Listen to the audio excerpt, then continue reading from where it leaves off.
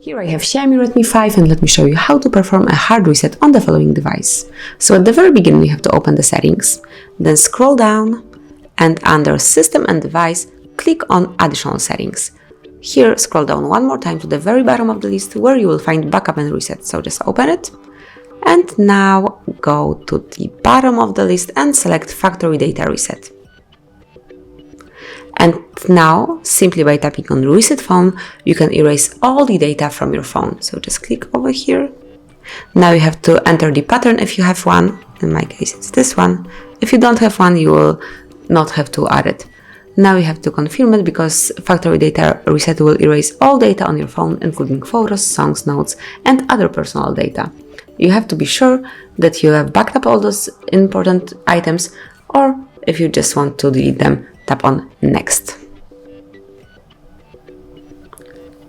Now you just have to confirm it one more time. You have to be sure that you want to do it because this operation cannot be undone and you won't be able to restore the items you haven't backed up. Okay, thank you for the notification. And now you have to give your device a while because it will wipe all data, it will turn off, and then it will be back on and you will be able to set it up as a new one.